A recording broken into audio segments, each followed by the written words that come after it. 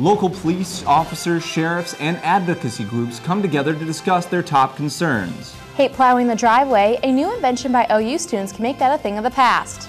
African Culture Week kicks off and the celebration has begun. All this and more coming up on Athens Midday.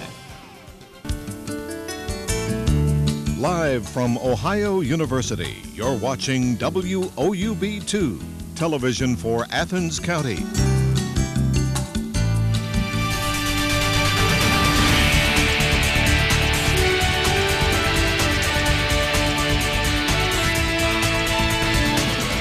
Funding cuts have put increased pressure on sheriff and police departments across the state. I'm Jim Griffith. And I'm Katie Donaldson. Ohio Attorney General Mike DeWine hosted a law enforcement roundtable for Southern Ohio counties yesterday. DeWine listened to the sheriff's and police chief's concerns and offered some insight on what he plans to do about them. Athens County Police Chief Tom Pyle was just one of the several law enforcement personnel to meet with Ohio Attorney General Mike DeWine. DeWine hosted a roundtable discussion in Jackson County yesterday to offer assistance on drug crimes. DeWine hosts the talks to listen to police chiefs, sheriffs, and prosecutors about local concerns. 11 counties were represented yesterday, and one of their biggest concerns was about how long it takes for the state crime lab to return results.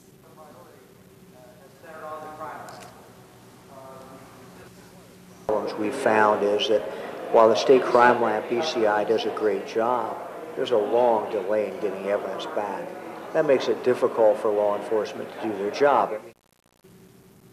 The gathering was the second stop in a series of roundtables around the state. High gas prices have prompted a new policy at the Athens County Sheriff's Office. Deputies are supposed to park their cruisers for 10 minutes every hour to save money. During that time, they'll park in high visibility areas, catch up on paperwork, and talk to residents.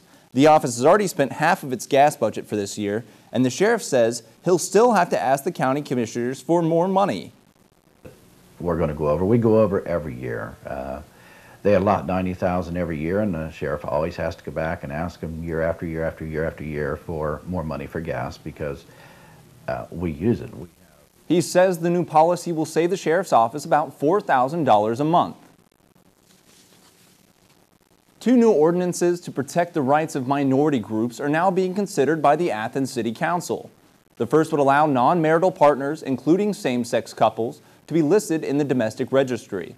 This could help them get access to health insurance. City Council also discussed an ordinance to increase the punishment for hate crimes. A major leadership change is happening at Ohio University. Dean of the School of Communication, Greg Shepard, announced to faculty and staff via email that he will be leaving at the end of the year. Shepard is leaving to be the Dean of the School of Communications at the University of Miami in Florida. He's the fourth dean to announce his resignation or retirement in the last couple of weeks, including the Dean of the Graduate College and the Executive Dean of Regional Higher Education. Associate Dean Eric Rothenbuehler says Shepard will be greatly missed. Greg Shepard has been a wonderful leader of the Scripps College, and him moving to University of Miami is a big loss for the Scripps College and for Ohio University. It's a wonderful opportunity for him, and it's a well-deserved success. As of yet, there have been no announcements as to who will take Shepard's place. The Student Research and Creative Activity Expo is this Friday. That's a chance for OU students to showcase the work and win a little money. Athens Midday Michael Locklear joins us live in the newsroom with a preview of one project. Michael? Most folks have to shovel their driveways, but what if you didn't have to do that? Well, a few OU students have come up with a hands-free way to get rid of all the snow.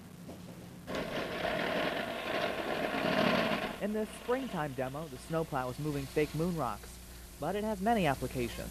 Who's going to want to go into that, like burning building or something like that? It's making these robots do things that they can do on their own that we don't have to because either we don't want to when we're lazy or because it's dangerous or that sort of thing. The snowplow's name is MAX.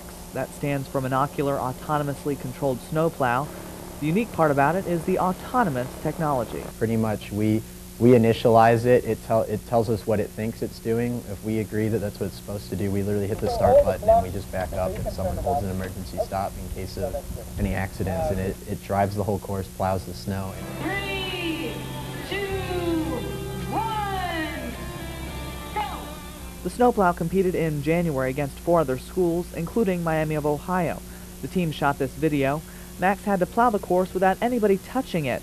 It was the only team to complete the task, and OU came out on top. You know, who wouldn't want to sit in their driveway when it's freezing outside, like sit inside and not have to plow their driveway? Or who wouldn't want to not have to plow their grass? Max weighs more than 500 pounds, and its laser maps out obstacles. Sam says it works sort of like Roomba. With more power and features, Roomba Discovery gets more of the dirt. That robot that vacuums floors, but she says Max is a bit more complex than Roomba. The developers say they don't have any plans to commercialize the snowplow, but they would like to build other robots with the same hands-free technology. Live in the newsroom, I'm Michael Locklear, Athens Midday. Thanks, Michael. People in rural parts of Ohio can expect recycling to be a bit easier now. The Ohio Department of Natural Resources has awarded $45,000 to Athens and Hocking County Solid Waste District. The program will fund collection sites for recyclable materials like cans, bottles, and newspapers. These recycling drop-off sites will appear in rural areas in both counties. State funding is sparking some expansion projects that will bring jobs to Athens and Meigs counties. Global Cooling will use an $800,000 state loan to purchase new machinery and equipment for its Athens plant. The company will also put forward $300,000 of its own money. This expansion is expected to create 70 jobs. The Meigs County Community Improvement Corporation will be using $1 million worth of state money to build a large industrial facility. This new construction is expected to create 40 jobs. In the last few years, Ohio University has developed a relation with the African country of Ghana. The relationship has allowed students and professors to share cultural and educational views. Last night, the friendship was celebrated with something called Ghana Fest. Athens Midday reporter Sydney Epps is live with us now to tell us about the event. Sydney? The celebration is part of African Cultural Week in Athens. Ghana Fest welcomed more than 100 students and faculty to learn a bit more about this African neighbor. Fond memories of 85-degree weather in November and even warmer welcomes as a collection of students participating in a study abroad experience like no other spoke at one of the opening events of African Cultural Week. Ghana Fest featured traditional Ghanaian music, cuisine, fashion, and fun in one jam-packed night here at South Pole. OU President Roderick McDavis was the event's special guest. He traveled to Ghana last November and said he was intrigued by the warmth and kindness of the citizens. This is a great event because it brings students a little bit closer to Ghana, helps them to understand the people, the language, the culture, and if we get a few students interested in visiting Ghana, then it will really have achieved a big purpose from the standpoint of getting some students over to Ghana. One Bobcat to make the trip is Keith Hawkins. As a Teaching Ghana participant, he spent 3 months in Cape Coast, Ghana last year. When you go and you search for a piece of clothing, it has a tag on it, and that tag has a specific price, right? And you're used to paying that price. Well, in Ghana, especially at the markets, there really isn't a set price for items, for anything. I mean, even tax. Erin Flannery, a special education major, says that visiting the country allowed her a chance to leave her mark. I had a wonderful, wonderful trip. I lived with a great host family. I taught in the school in my neighborhood, and I actually raised money. I raised about $1,000 from back home and created a playground and painted 3 classrooms while I was over there. African Cultural Week is sponsored by the African Student Union with support from the African Studies Program and the International Student Union. For Athens Midday, I'm Sydney Epps. Ghana Fest is just the beginning of many international festivities that are coming up in the next few days. For information about all the international fun that is to come, check out athensmidday.com. U.S. investigators say they hope to interview Osama bin Laden's widows, find out what they plan to learn from the 3 women. And investigations in the U.S. question how smart it is to have a smartphone. Next on Athens Midday. U.S. investigators are expecting Pakistan to grant them access to Osama bin Laden's wives. Despite rocky relations between the 2 countries, the U.S. expects to be able to question bin Laden's 3 wives soon. The women have been in Pakistani custody since the Navy SEAL raid that killed bin Laden last week. The women could provide valuable information about bin Laden's life in hiding. Pakistan's Prime Minister also says the Army will investigate how bin Laden was able to hide there for so long undetected. Japan's Prime Minister Naoto Kan won't be paid until the country's nuclear crisis is over. Kan will give up his monthly salary of $20,000, but he will keep his lawmaker's paycheck. Khan also says that he will be reviewing Japan's energy policy and considering other sources like wind and solar power. A CNN Eye reporter witnessed this anti-nuclear protest in Tokyo. The protest was peaceful and organized by Japanese citizens.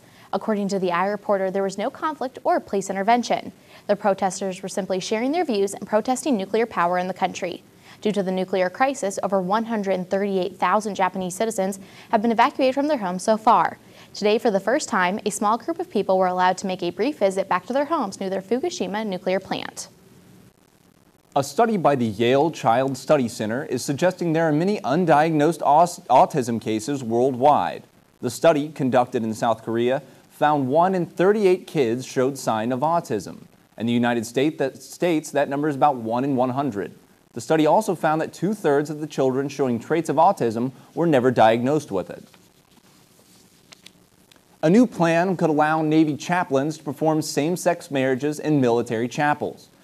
Chaplains will be able to decide if they want to perform these services or not based on their own personal beliefs. And the ceremonies may only take place in states that recognize same-sex marriage. The new policy would begin when the Don't Ask, Don't Tell policy is officially lifted. The plan is already causing controversy. Some members of Congress have already signed a petition for the plan to be stopped. A Senate subcommittee will question Apple and Google executives today over privacy and smartphone concerns. Both companies will testify because their smartphones and devices can track where its users are. The subcommittee will decide if federal consumer privacy laws are keeping up as technology advances. Researchers revealed last month that Apple iPhones and iPad 3Gs collect and store information on users' locations. Google admits its Android phone collects location data, but only from users who give them the okay. Facebook users might be surprised next time they search for a friend. The search might turn up some of the millions of preteens who use Facebook. According to a Consumer Reports survey, there are 7.5 million Facebook users under the age of 13. Of those, 5 million were younger than 10 years old. All of these preteens are in violation of Facebook's age policy, which requires users to be at least 13 years old. Microsoft has agreed to buy the internet phone company Skype. Microsoft confirms the deal on its website, which says they'll buy Skype for $8.5 billion. The deal means that Skype's 170 billion users will be able to use their services through their Xbox or Hotmail accounts. Skype has bounced around to a couple companies after being bought by eBay in 2005. Whale rescuers in the Florida Keys finally received good news after 3 days of hard work. 21 pilot whales were stranded in shallow waters just north of Key West on Saturday. Rescue workers have been trying to rehabilitate and release the whales.